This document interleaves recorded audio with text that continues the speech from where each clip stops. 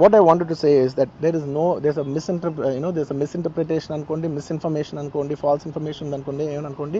It is no road show, it is no procession. Just థియేటర్కి వెళ్తుంటే జనాలు ఎక్కువ బయటకు వస్తే జస్ట్ వాళ్ళు వేవ్ చేసి మళ్ళీ లోపలికి వెళ్ళిపోయి మళ్ళీ థియేటర్ లోపలికి వెళ్ళిపోయాం. అండ్ థియేటర్ లోపల మీ సినిమా చూసిన కొంచెం సేపటికి సార్ నా వర్క్ అసలు ఏ పోలీసు కానీ ఎవ్వరూ నాకు వర్క్ అసలు నన్ను కలవలేదు, నాతో ఏం చెప్పలేదు.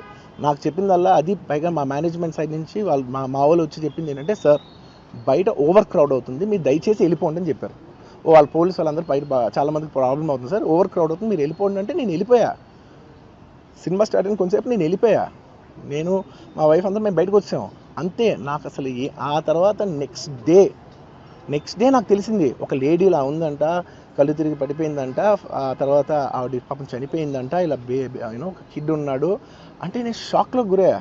అంటే నాకు తెలీదు అసలు, నెక్స్ట్ డే వరకు నాకు అసలు తెలీదు. I had no idea. ఎందుకంటే నేను నా పిల్లోనే పక్కన పెట్టుకున్నా, నా వైఫ్, నా కొడుకు, నా కూతురు థియేటర్లోనే ఉన్నారు. నాకు తెలీదు. నిజంగా అలా జరుగుండి ఉంటే, నాకు తెలుసుండి ఉంటే నేను వాళ్ళు తీసుకుని వెళ్ళిపోతాను కదా, మినిమం కదా, ఎవరైనా వాళ్ళ పిల్లలు వాళ్ళు తీసుకుని వెళ్ళిపోతారు కదా. నాకు తెలియని కూడా తెలియదు. సరే పిల్లలు వాళ్ళు చూసుకుంటారు, మనం వెళ్ళిపోతే క్రౌడ్ క్లియర్ అయిపోతే, ప్రాబ్లమ్ సాల్వ్ అయిపోతే నేను వదిలేసి వెళ్ళిపోయా. అలాంటిది నాకు తెలిసి కూడా నేను సినిమా చూస్తూ ఉన్నాను, ఇలాంటి ఫాల్స్ అలిగేషన్స్ వస్తే చాలా బాధ వేస్తుంది. పిల్లలు ఉన్నారు సార్, పిల్లలు వదిలేసి వెళ్ళిపోతాను నేను. నాకు నా పిల్లలు అంటే ఎంత ఇష్టం తెలుసు, ఎవరైనా ఉంటారు కదా, తీసుకుని వెళ్ళిపోతారు కదా. అలాంటి నాకు క్లూ కూడా లేదు.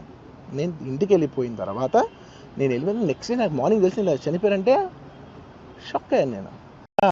మీరు ఇలా అన్నారంట, మీరు అలా అన్నారంట, కాళ్ళు చేతులు ఇరిగిపోతే పర్లేదు అన్నారంట అంటే డెఫినెట్లీ చాలా బాధ వేస్తుంది. అందులో ఏంటి, ఒక నేషనల్ మీడియా ముందు ఇలా మాట్లాడతాం అనేది నా క్యారెక్టర్ అసాసినేట్ చేసినట్టు కదా దేశం ముందు. అరే నేను కష్టపడిందే ఈ 3 ఏళ్ళు తెలుగు వాళ్ళకి. నా ఆడియో ఫంక్షన్ చూడండి నేనేమన్నాను, నా సినిమా చూడండి అది అన్నాను, నేనేమన్నాను, అరే మన తెలుగు వాళ్ళు పరువు తీసి ఎక్కడో నిలబెడదామని ఒక అటెంప్ట్తో చేశాను. అలాంటిది నేను అంత ప్యూర్ ఇంటెన్షన్తో చేస్తే నేను ఇలా చేశాను అలా చేశాను, నా మీద ఫాల్స్ ఎలిగేషన్, నాకు ఎంత బాధ వేస్తుంది. ఏమనుకోవద్దు, వాళ్ళు మీ మీద కేసు ఫైల్ చేశారు. ఇప్పుడు మీరు వాళ్ళు కలవడానికి లేదంటే నేను మా లీగల్ టీం అదేం పర్లేదు వాసు నేను వచ్చేస్తాను. నేను కొంచెం మూర్ఖంగా మాట్లాడుతుంటే సార్ మా లీగల్ టీం చాలా స్ట్రిక్ట్గా చెప్పింది, sir they filed a case on you, మీరు ఇప్పుడు వెళ్తే legally it is not right thing to do, please don't go అని చెప్తే అప్పుడు ఆగాల్సి వచ్చింది.